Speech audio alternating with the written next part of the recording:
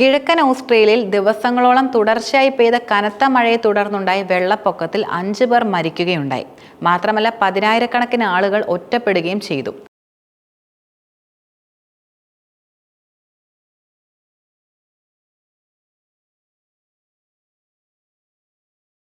കൂടാതെ വെള്ളപ്പൊക്കത്തിൽ 10,000-ത്തിലധികം വസ്തുവകകൾക്ക് കേടുപാടുകൾ സംഭവിച്ചതായി അധികൃതർ കൂടുതലും വിലയിരുത്തുന്നുമുണ്ട്. പ്രധാനമന്ത്രി ആന്റണി അൽബനീസ് ശുചീകരണ പ്രവർത്തനങ്ങൾ ആരംഭിച്ചതായി നിലവിൽ പ്രഖ്യാപിക്കുകയും ചെയ്തിട്ടുണ്ട്. ഓസ്ട്രേലിയക്കാർക്ക് ആവശ്യമായ പിന്തുണ ഉറപ്പാക്കാൻ ഫെഡറൽ, സംസ്ഥാന, തദ്ദേശ സർക്കാരുകൾ ഒരുമിച്ച് പ്രവർത്തിക്കുന്നുവെന്നും അദ്ദേഹം എക്സ് പ്ലാറ്റ്ഫോമിൽ കുറിക്കുകയുണ്ടായി.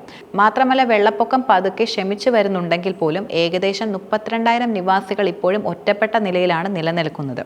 നൂറുകണക്കിന് ആളുകൾ കുടിയൊഴിപ്പിക്കൽ കേന്ദ്രങ്ങളിൽ നിലവിൽ കഴിയുകയും ചെയ്യുന്നുണ്ട്. ഒറ്റ രാത്രി കൊണ്ട് 52 രക്ഷാപ്രവർത്തനങ്ങൾ നടത്തിയതായി സംസ്ഥാന അടിയന്തര സേവന കമ്മീഷണർ മൈക്ക് വാസിംഗ് വ്യക്തമാക്കുകയും ചെയ്തു. താരി പട്ടണത്തിന് 50 കിലോമീറ്റർ അകലെ വെള്ളപ്പൊക്ക ബാധിത പ്രദേശത്ത് 80 വയസ്സുള്ള ഒരാളെ മരിച്ച നിലയിൽ കണ്ടെത്തുകയും ചെയ്തിരുന്നു. ഇതിനെ തുടർന്ന് മരണസംഖ്യ 5ആയി ഉയർന്നതായി പോലീസും അറിയിച്ചു. കർഷകരും കന്നുകാലികൾക്കും സഹായം എത്തിക്കുന്നതിനായി ഹെലികോപ്റ്ററുകൾ ഉപയോഗിച്ചുകൊണ്ട് അധികൃതർ അടിയന്തര സാധനങ്ങളും കാലിത്തീറ്റയും വിതരണം ചെയ്യുകയുണ്ടായി. അതുപോലെ ന്യൂ സൗത്ത് വെയിൽസ് സർക്കാർ ഒറ്റപ്പെട്ട മൃഗങ്ങൾക്ക് അടിയന്തര കാലിത്തീറ്റ, വെറ്ററിനറി പരിചരണം, മാനേജ്മെന്റ് ഉപദേശം, അതുപോലെ വ്യോമ പിന്തുണ എന്നിവ നൽകുകയും ചെയ്യുന്നുണ്ട്. സംസ്ഥാന കൃഷിമന്ത്രി താര മോറിയാട്ടി പറയുകയുണ്ടായി. 43 ഹെലികോപ്റ്റർ വളങ്ങളും 130-ലധികം മറ്റ് വിതരണങ്ങളും ഇതിനായി ഉപയോഗിച്ചതായിട്ടാണ് റിപ്പോർട്ടുകൾ ചൂണ്ടിക്കാട്ടുന്നത്. കൂടാതെ വെള്ളപ്പൊക്കം മൂലം പട്ടണങ്ങൾ ഒറ്റപ്പെടുകയും അതുപോലെ കന്നുകാലികൾ ഒഴുകിപ്പോവുകയും വീടുകൾ വളരെയധികം നശിക്കുകയും ചെയ്യുകയുണ്ടായി. സിഡ്നി വിമാനത്താവളത്തിലെ 3 റൺവേകളിൽ 2 എണ്ണം വെള്ളിയാഴ്ച 1 മണിക്കൂർ അടച്ചിട്ടതിനാൽ തന്നെ വിമാന സർവീസുകളും തടസ്സപ്പെടുകയുണ്ടായി. കാലാവസ്ഥാ വ്യതിയാനം മൂലമാണ് ഈ തീവ്ര കാലാവസ്ഥാ സംഭവങ്ങൾ ഉണ്ടാകുന്നതെന്നാണ് വിദഗ്ധർ കൂടുതലും അഭിപ്രായപ്പെടുന്നത്. കഴിഞ്ഞ ദശകത്തിന്റെ അവസാനത്തിലെ വരൾച്ചയ്ക്കും കാട്ടുതീക്കും ശേഷം 2021 മുതൽ ഓസ്ട്രേലിയയിൽ ഇടയ്ക്കിടെ ഇത്തരത്തിൽ വെള്ളപ്പൊക്കം വ്യാപകമായ നാശനഷ്ടങ്ങളാണ് യഥാർത്ഥത്തിൽ വരുത്തിവെച്ചിട്ടുള്ളത്. നിലവിൽ 20-ലധികം അടിയന്തര മുന്നറിയിപ്പുകളാണ് നിലനിൽക്കുന്നത്. മാത്രമല്ല, വസ്തുവകകൾ വിലയിരുത്തുന്നതിനും അതുപോലെ ഒറ്റപ്പെട്ട സമൂഹങ്ങൾക്ക് സാധനങ്ങൾ എത്തിക്കുന്നതിനും അധികൃതർ വളരെയധികം ശ്രദ്ധ നൽകുകയും ചെയ്യുന്നുണ്ട്. അതേസമയം തന്നെ അമേരിക്കയിലും ശക്തമായ ചുഴലിക്കാറ്റായിരുന്നു കഴിഞ്ഞ ദിവസങ്ങളിൽ ഉണ്ടായിരുന്നത്. മധ്യ അമേരിക്കയിൽ നഗരങ്ങൾ വീശിയടിച്ച ചുഴലിക്കാറ്റിൽ വ്യാപക നാശനഷ്ടമായിരുന്നു ഉണ്ടായിരുന്നത്. കെൻറ്റക്കിയിലാണ് ഏറ്റവും കൂടുതൽ നാശനഷ്ടങ്ങൾ പ്രധാനമായിട്ടും റിപ്പോർട്ട് ചെയ്തത്.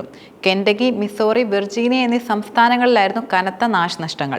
2018 ഒക്ലഹോമ, കാൻസാസ്, ടെക്സാസ് എന്നിവിടങ്ങളിലെ പരമ്പരാഗത ടോർണാഡോ അല്ലിയിലും കൂടുതൽ ജനസാന്ദ്രതയുള്ളതും അതുപോലെ മരങ്ങൾ നിറഞ്ഞതുമായ തെക്കൻ പ്രദേശങ്ങളിലും മാരകമായ ടോർണാഡോകൾ വളരെയധികം കുറവാണെന്ന് ഗവേഷകർ കണ്ടെത്തുകയും ചെയ്തിരുന്നു. അതുപോലെ രാത്രിയോ പകലോ ഏത് സമയത്തും അവ സംഭവിക്കാമെന്ന മുന്നറിയിപ്പും നിലനിന്നിരുന്നു.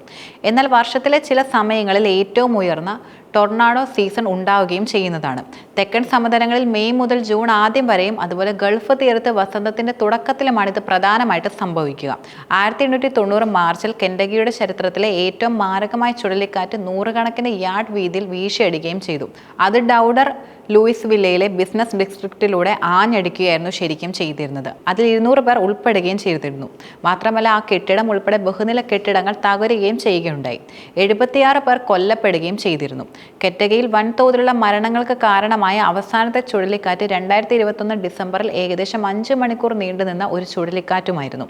മാത്രമല്ല, കാലാവസ്ഥാ നിരീക്ഷണ കേന്ദ്രത്തിന്റെ കണക്കുകൾ പ്രകാരം നോക്കുകയാണെങ്കിൽ അത് ഏകദേശം 266 കിലോമീറ്റർ സഞ്ചരിക്കുകയും ചെയ്തിരുന്നു.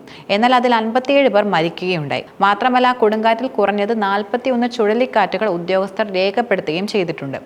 ഇതിൽ സംസ്ഥാന വ്യാപകമായി കുറഞ്ഞത് 77 പേർ മരിക്കുകയും ചെയ്തു. ഇതിന്റെ ഭാഗമായി മേഖലയിൽ അടിയന്തരാവസ്ഥ പ്രഖ്യാപിക്കുകയും ചെയ്തിരുന്നു. തന്റെ ഭരണകാലത്തെ ഏറ്റവും മോശം ദുരന്തങ്ങളിൽ ഒന്നാണിതെന്നായിരുന്നു അവിടുത്തെ മേഖലാ ഗവർണർ പറഞ്ഞിരുന്നത്. ഈ ദുരന്തത്തിൽ നിരവധി വീടുകൾ തകർന്നതായി പ്രാദേശിക മാധ്യമങ്ങളെല്ലാം തന്നെ റിപ്പോർട്ടും ചെയ്തിരുന്നു. ഒന്നിലധികം സംസ്ഥാനങ്ങളിലായി കുറഞ്ഞത് 26ഓളം കൊടുങ്കാറ്റാണ് പ്രധാനമായിട്ടും വീശിയടിച്ചത്. ഇന്ത്യാനയിലും മിസോറിയിലും നാശനഷ്ടങ്ങൾ വലിയ രീതിയിലാണ് ഉണ്ടായിരുന്നത്.